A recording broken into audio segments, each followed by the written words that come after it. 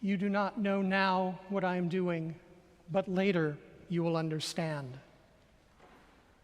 Jesus says this to his disciples before he gets down on his knees to wash their feet. To them, it seems weird that their beloved leader would not only want to do something so menial for them, but that he insists on doing it.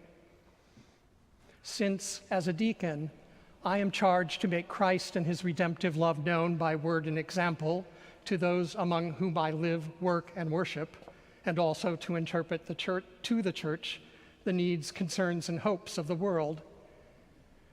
The foot washing on Maundy Thursday invites all of us, deacons or not, into that intentional diaconal space and practice.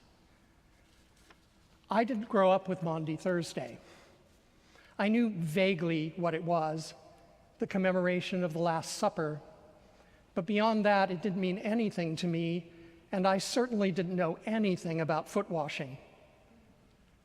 I first encountered foot washing when I was in my 20s and teaching at a boys' high school at a Roman Catholic mission called Bonquita, located in the equatorial rainforest in what was then called Zaire. Now it's called the Democratic Republic of the Congo, or DRC. Bonquita was extremely isolated.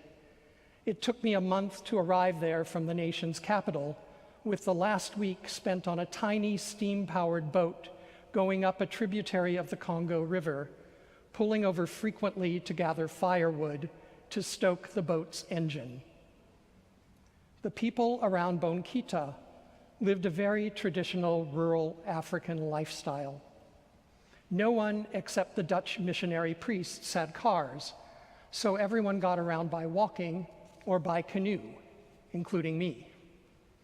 I had brought good walking boots from the US, but most people walked barefoot or had flip-flops that they might wear on Sundays to go to church.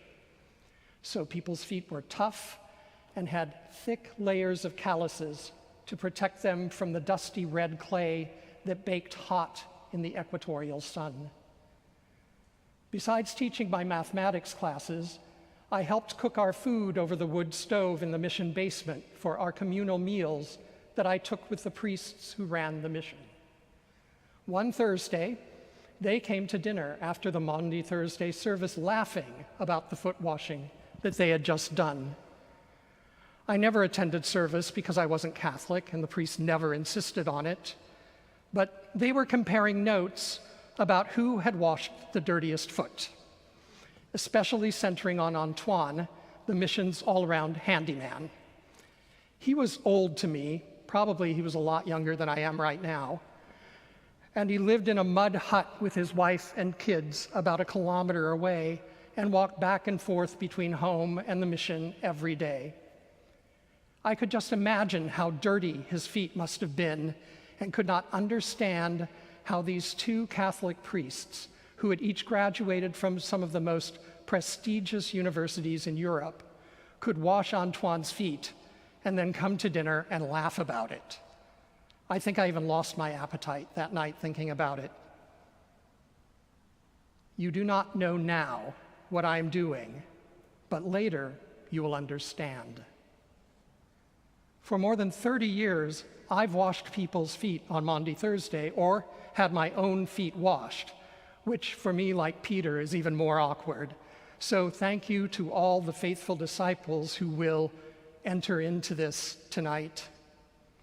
This activity is a form of intimate human contact that is not at all normal for people like us who live in Los Angeles in 2026. It pushes each of us out of our comfort zones and into a behavior that would not be acceptable in any other context apart from this particular Mass on this particular night. For example, in the late 1970s and early 1980s, the Los Angeles group OSCO, an informal group of Chicano artists, staged a series of disruptive actions, the most famous of which was the signing of the outside of the Los Angeles County Museum of Art building in spray paint to bring attention to the fact that none of them were represented within the walls of their hometown museum. So they claimed the whole building as their work of art by spray painting their signatures on it.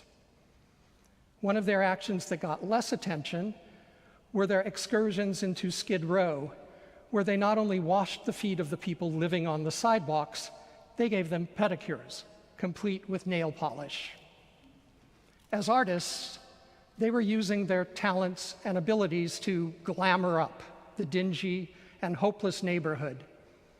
By doing so, they showed that the people sitting on the sidewalks of Skid Row were just as worthy of a good pedicure as those a few miles to the west who sat in nice salons. And also, it was a whole lot of fun. You do not know now what I'm doing, but later you will understand. In tonight's reading from Corinthians, Paul recounts the other action that Jesus set in place in his farewell dinner to his disciples, the Holy Eucharist. He says, for as often as you eat this bread and drink this cup, you proclaim the Lord's death until he comes. The Eucharist is a practice that we all share with each other every week, where we recount the story of Maundy Thursday. At its base, it's just a meal, but it's a meal to which everyone is invited free of charge, a foretaste of that heavenly banquet in which we all hope to share. Like foot washing, I find serving the bread and wine to all comers during communion a uniquely intimate human interaction and a privilege that I love. It can and probably should also be disruptive. Back in the 1990s, I was a parishioner at St. John's Church, now our cathedral. At that time, it wasn't clear how AIDS was being spread, and AIDS was ravaging our congregation. Our rector, Warner Trainum, called a parish meeting to be held after Mass on Sunday, right in the sanctuary, as to what we could do to respond to the crisis. One of the pillars, and I use the word pillars intentionally, of our parish was Mrs. Mason, a large, imposing West Indian woman who came to church each Sunday in a different elaborate hat, which she made herself, and which added several inches to her already imposing height. I invited a friend to church one Sunday, and that friend made the cardinal mistake of applauding after the choir sang a particularly lovely anthem.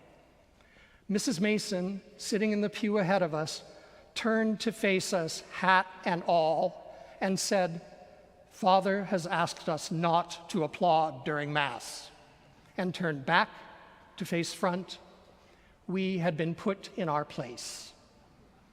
Anyway, during the AIDS response parish meeting, someone made the suggestion that we have separate lines for communion, one for the sick and one for everyone else.